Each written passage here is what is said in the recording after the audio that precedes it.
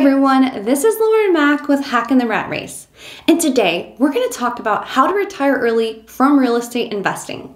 I love talking about this topic because I've been investing in real estate for the past 13 years, and I can tell you that from my experience, real estate investing is one of the best methods for generating passive income and achieving financial freedom, leading to the opportunity to retire early. In this video, I'm going to share with you the strategy that I use to acquire my rental properties and how to generate enough passive income from real estate investing to give you the freedom to get out of the 9-to-5 grind and retire early. So let's jump right in. For most people, investing in real estate seems like a daunting task. However, I'm going to share with you what I believe to be the best strategy for real estate investing with the least amount of risk. I think for most people who are just starting out, the biggest hurdle that they have to overcome is saving up enough money to cover the down payment on the property that they want to buy. Let's face it, houses are not cheap, and saving up the money for a down payment on your first property can be challenging. You may have to work a few more hours at your job or cut back on some of your expenses in order to get this first step. Another option is to get a side hustle. If you don't really have any ideas on side hustles, I've created a video on side hustles that actually work. I'll link to it above and in the show notes below. One thing that my husband and I did when we were getting married is, instead of the usual wedding gifts that many people get for their wedding, like dishes, towels, vases, basically things that will break or go out of style, we set up a house fund at a bank and asked our guests to make deposits in the fund instead of buying us gifts. This helped us cut down on the amount of time that it took to save up for a down payment for our first house. In order to know how much money you'll need to save up for a down payment, begin looking at houses in your town and city. Look for houses that are maybe a little bit older and could use some updates and repairs. Nothing major though. Mainly you're just looking for repairs that are mostly cosmetic. Things like painting or updating the kitchen or bathrooms, or maybe the house needs some new flooring. These types of minor renovations will give you the biggest bang for your buck when it comes to increasing the value of the property. If you're getting value from this video, don't forget to poke the like button. Once you've scouted out some properties in your town or city and have a good idea of what their cost, you can do some quick math and determine how much you'll need to save up approximately for the down payment.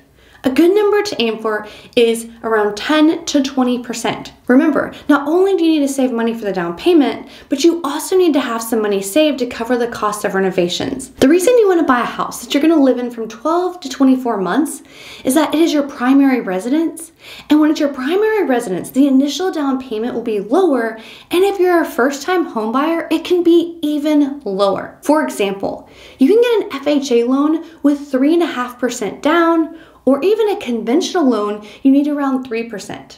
Do note, if you put less than 20% down, you'll have to pay mortgage insurance unless you get a VA loan. If you qualify for a VA loan or a USDA loan and you're a first-time home buyer, you can even get 0% down. However, I always recommend putting something down if possible. If you're gonna buy a property strictly for investment and not live in it first, then you will need to put 20% down. I would like to add that when purchasing a home for this purpose, obviously you want to pick a home that you don't mind living in, but you don't necessarily want to buy your dream home. It's really important to look at the numbers. How much are you purchasing the house for? What will your monthly mortgage payment be? And how much will this house rent for once the updates are complete? If you buy your dream home and then the mortgage is more than you'll ever be able to rent it for, then you'll struggle to move on to the next step. Once you close on the house, you'll move into the house and you'll complete the renovations while you live in the home. When we moved into our first house, we did most of the renovations ourselves. We updated the bathrooms, kitchens, flooring throughout the house.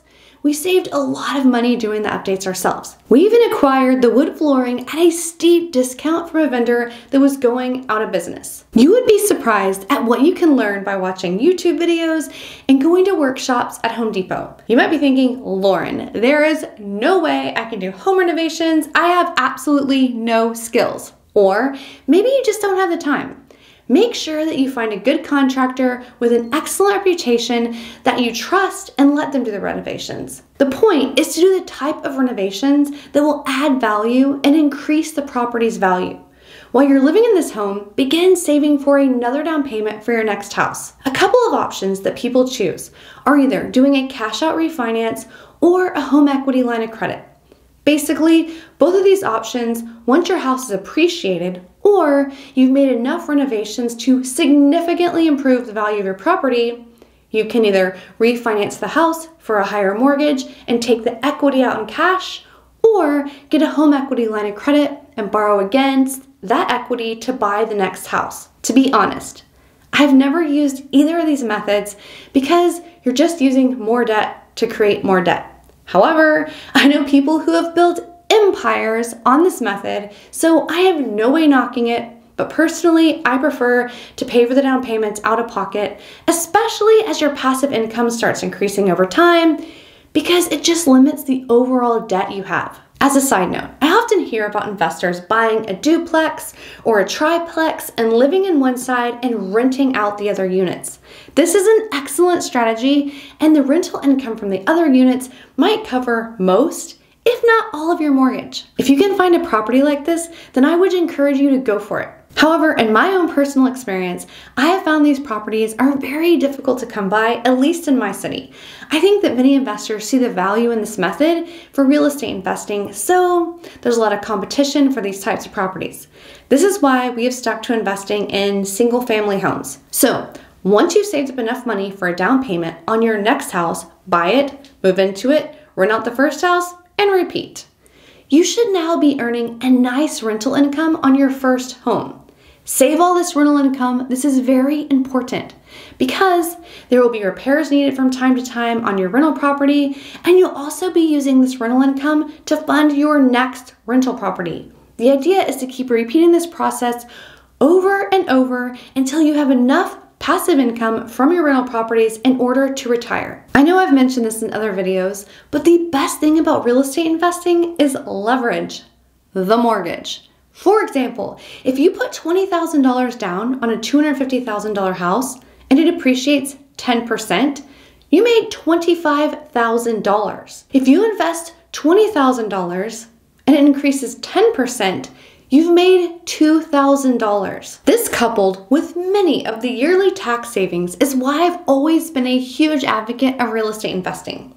Before we go into how you'll know when you have enough money to retire, I want to hear from you in the comments below. Would you rather invest in multifamily properties like duplexes or in single-family homes? How will you know when you have enough money to retire? This is a good question, and it all depends on your retirement goals. First and foremost, you need to know what your expenses are. The best way to do this is track all of your expenses for 6 months. In order to do this, you'll need a way to track these expenses, and I recommend using a budget. If you don't have a budget, or rather eat bugs than create a budget, I have a video called A Super Easy Budget, Set It and Forget It, where you can look at your budget once per year. I'll include a link to it above and in the show notes below. So you will notice that you have certain fixed costs every month, such as health insurance, rent or a mortgage, groceries, cell phones, internet bill. You get the idea. Track these expenses and then see how much you spend every month. This will be the amount of passive income you need through rental income to at least cover all your expenses. It's also a good idea to track your non-essential spending too, in order to get an idea of things like entertainment, hobbies, eating out. It's important to understand all of your expenses and be realistic, because it can give you a clearer picture of how much money you'll need each month to cover your expenses and be able to enjoy yourself. You might also be wondering what it's like to be a landlord.